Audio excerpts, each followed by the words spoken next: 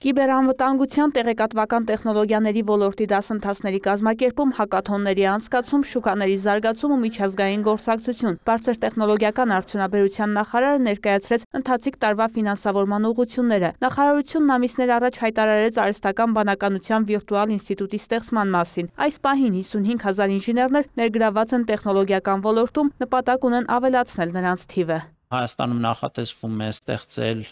արհեստական բանականության տվյալային խոշոր կենտրոն Firebird ընկերության հետ համատեղությամբ, այստեղ չեմ ուզում թերագնահատել կառավարության նաև առաջնորդությունը այս գործում Միացյալ Նահանգների հետ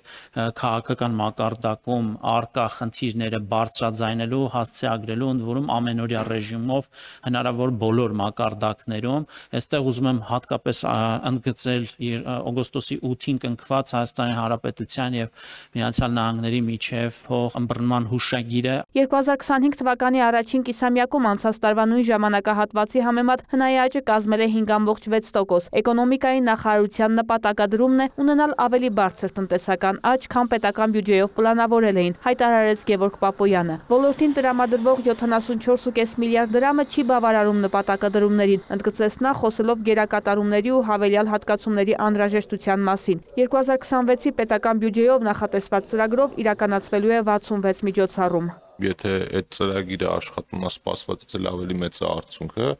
ասում եմ դրա ֆինանսավորումն էլ պիտի խնդիր չլինի, որովհետև ֆինանսավորման աղբյուրը հենց այդ ծրագրերի արդյունքում ապահովում է։ Այս դեպքում լեզու չի հաջողվում գտնել ֆինանսների նախարարության հետ։ Այս դեպքում լեզու գտնելու նույնիսկ կարիք չկա, դա արդեն պարտավորություն է։ Այսօր առավոտյան ֆինանսների նախարարին հետ հեռախոսազրույց եմ ունեցել, ասել եմ, այս պահին գոնե 49 միլիարդ է պետք, ասել է, բայց ասում եմ, բայց դա պարտավորություն է արդեն, այսինքն այդ 49 միլիարդը անհրաժեշտ է, որպեսզի անցած տարվա բյուջեի վրա ավելացնենք, որպեսզի եղած պարտավորությունները այս պահին փակեն։ Էկոնոմիկայի եւ բարձր տեխնոլոգիական արդյունաբերության նախարարությունների բյուջեները նվազել են, բայց դա չի խանգարել բարձրացնել արդյունավետությունը եւ հասնել նպատակադրմանը, ընդգծեց Պապոյանը։ Իսկ ինչ առավելություններ է ստանում Հայաստանը, եթե Ադրբեջանը հանել է Ղազախստանից եւ Ռուսաստանից մատակարարումների սահմանափակումները, հետաքրքրվեց Արուսյակ Մանավազյանը։ Բեռների փոխադրման ժամկետը կրճատվում է մի քանի անգամ, նաեւ ավելի էժան է լինում, կարևորեց Պապոյանը։ Օրինակ մենք երկար ժամանակ բանակցում էինք, որ Ղազախստանից ենթադրենք նույն ծորենի ձեռքբերման հնարավորություն լիներ, բայց ինքը բավականին թանկ էր ստացվում։ Օրինակ $280 եւ ավել։ Ինչու՞, որովհետեւ տրանսպորտային շատ մեծ ծախսեր կային։ Իսկ նոր հաղորդակցության ու պարագայում օրինակ բավականին էժանանում է։ Խաղաղության հաստատումից հետո կառավարությունը իր գործելավոճը փոխելու ծրագրեր ունի, հետաքրքրվեց Գեգամ Նազարյանը, շեշտելով, որ պատերազմական պայմանները ազդում են տնտեսության վրա։ Նախարարը չհամաձայնեց, նշեց վերջին 5 տարում մեկ շնչին հասնող հնան գրեթե կրկնապատկել են։ Օրինակ, մինչև խաղաղության process-ը մենք բազմաթիվ ընկերությունների հետ փորձեր կատարել ենք, ուրեմն շփում անգամ հաստատելու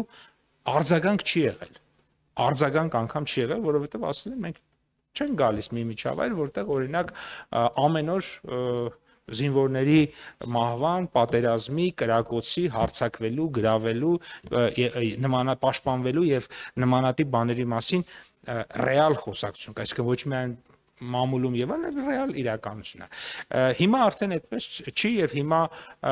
խոսակցություններ կան կոնկրետ եւ օրինակ վերջերս ես մի համաշխարհային բրենդի ներկայացուցիչների հետ եմ հանդիպել, ըստ էության կարող եմ ասել, որ շատ շուտով օրինակ իրանք արդեն կմտնեն հայկական շուկա։ 2 տրիլիոն 13 միլիարդ դրամ հարկային եկամուտներ եւ պետական տուրքեր, որը 14%-ով կամ 246 միլիարդ դրամով ավելի է անցած տարվա նույն ժամանակահատվածից, ներկայացրեց ՊԵԿ նախագահը, ընդգծելով, որ այս տարի հարկեր հնացուցանիշի էական բարելավում է սպասվում, որի արդյունքում կգերազանցեն նույնիսկ 23 թվականի մակարդակը։ Այս միտումները կպահպանվեն 2026-ին։ Պատգամավորները խոսեցին օրենքի մասին, որի համաձայն 10 միլիոն դրամից ավելի խախտում արձանագրելու դեպքում գործը փոխանցվում է իրավապահ մարմիններին։ Կոչ արեցին ուշադիր լինել, որպեսզի ավելի փոքր խախտումներ թույլ տված տնտեսվարողները չտուժեն։ Լինում են դեպքեր բավականին հաճախ, ըստ ինձ ասած այդ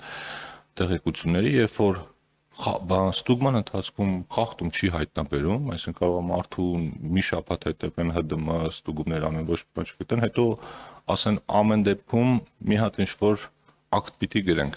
Այս ուղիղ փոխանցում են ինչ ասում են ու հիմնավորումն է հաջորդիվ հետաքրքիր, որ ասում են դե առաջին բյուջե պիտի լցենք, բառացի եմ ցիտում, եւ երկրորդ ասում են ոնց կլինի մտնենք ստուգման,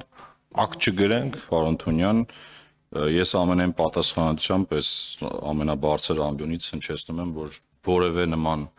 հանձնարարական եւ պլան գոյություն չունի պետական եկամուտների կոմիտեում։ Տարածքային կառավարման եւ ենթակառուցվածքների ոլորտում իրականացվել է 105 միջոցառում, նախարարությանը հատկացվել է 395 միլիարդ դրամ, էներգետիկա, տրանսպորտ, ճանապարհաշինություն, ոլորտները բազմաթիվ են, մարզերը խնդիրներով հարուստ, ամենաշատը շահել է Սյունիքը, հայտնեց Դավիթ Խուդատյանը, 2025-ին այստեղ են իրականացրել ամենախոշոր ենթակառուցվածքային ծրագրերը։ Ընթացքի մեջ է գտնվում հյուսիս-հարավ ճանապարհային միջանցքի ուրեմն Քաջարանից դեպի Ագարակ հատվածը, որը այս պահին հանրապետությունում փաստացի ամենամեծ շինարարական օբյեկտն է։ Ամառվա օրերին մենք այնտեղ յուրաքանչյուր օրվա կատարողականը կազմել է շուրջ 60 միլիոն դրամ, ինչը մեր անկախության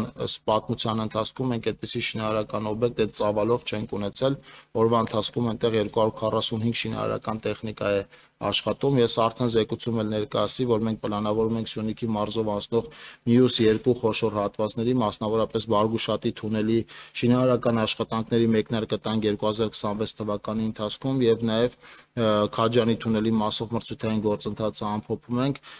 եւ 2026 թվականին Քաջանի թունելի մասով էլ պլանավորում ենք շինարարական աշխատանքների մեկնարկը տալ։ Նախարարը նկատեց, կառավարությունը ջանքեր է գործադրել նոր ավիաուղղությունների բացման ուղղությամբ։ Պետական նոր ծրագրով 3.6 միլիարդ դրամի աջակցություն է նախատեսվում այն ընկերություններին, որոնք նոր ուղղություններ են առաջարկում եւ բազավորվում են Հայաստանում։ Մեկ նոր ուղղություն պարտադիր պետք է ունենան Գյումրիի Շիրակ օդանավակայաններից։ Այդ ավիաընկերությունների համար 2 տարեկանից բարձր տարիքի